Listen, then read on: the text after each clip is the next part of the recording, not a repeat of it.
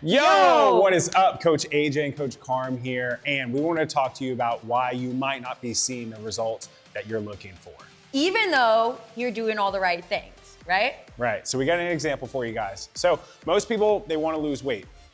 So for an example, we have someone with maintenance calories at 2,000. That means that if they eat 2,000 calories, they're gonna maintain their weight. They're not gonna lose any weight, they're not gonna gain any weight. With their current activity level the same, right? Correct. If you wanna lose weight, we like to say anywhere from half a pound to 1.5 pounds is good sustainable weight loss. Per week. Per week.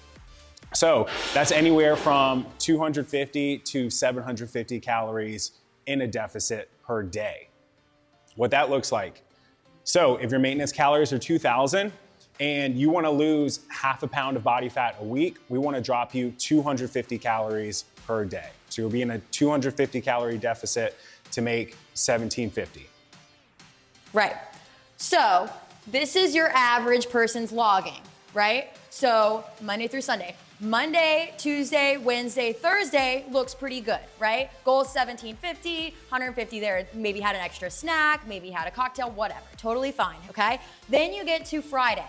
This is what happens to most people.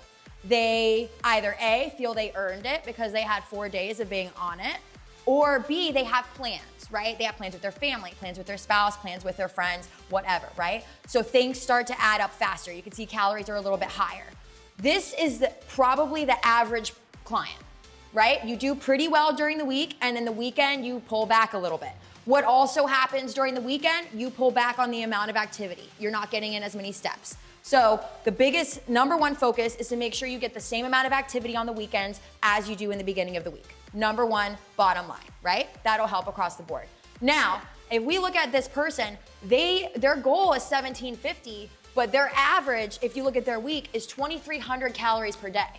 That's a lot more than 1,750 per day, right? Even though 4 out of those days were pretty close, overall, they're eating, what is that math? Like 500 more calories, 600 more calories on a regular basis.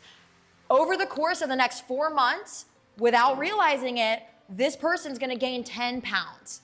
Mysterious pounds, right? It's not mysterious. The maths. If this is you, we're gonna give you a strategy on how you can still see results while also having fun on the weekends, okay? So, let's say your goal is still to lose 1/2 pound a week. We decided your maintenance, or we know that your maintenance is 2,000 calories, and we know we need to be in a deficit, right, to equal 17 calories per day. How we can look at this is from a weekly approach now, instead of a daily approach, right? Mm-hmm. So our calories for 7 days total at 12,250 calories. That is your deficit calories. So how many calories during the course of the week you need to get in to lose that 1/2 pound or more a week, right? So we can take these calories and you can distribute them however you want to. So the average person distributes them evenly over the course of the 7 days, right? But if you can't stick to those macros on 2-3 days out of the week, it's not working for your lifestyle, right? So how do we make that switch up? Well, you can move some calories around, right? And bank some calories for the weekend. Right, how do we do that? So we do that by staying consistent throughout the week and even on Sundays, and we save those calories for Friday and Saturday. So we're gonna eat a little bit less than our initial deficit, so we save extra calories for the weekend. The way we do that is we're gonna drop by an extra 200 calories on our low days to make it 1,550 instead of 1,750.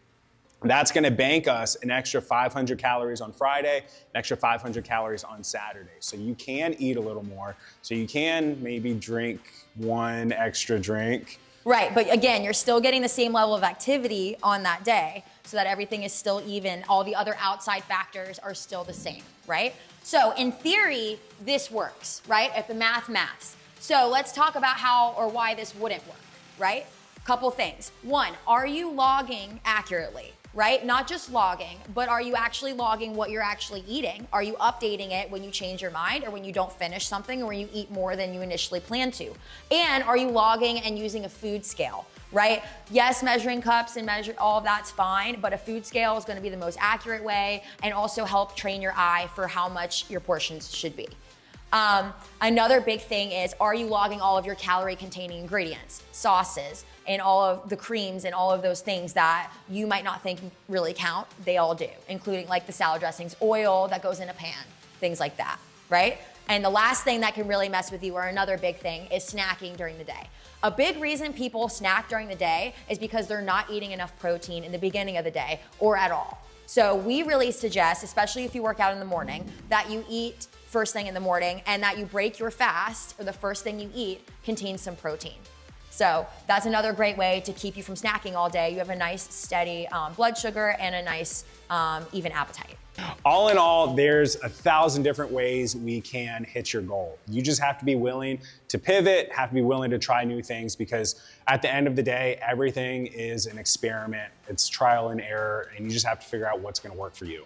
If you feel like something like this would work for you, or a different plan than your current one would work better for you, don't be afraid to reach out to your coach, reach out to me, AJ, Mitch, anyone of us, and we can help you out, sit down and go through your day-to-day, go through what's working, what's not working, and come up with a new plan.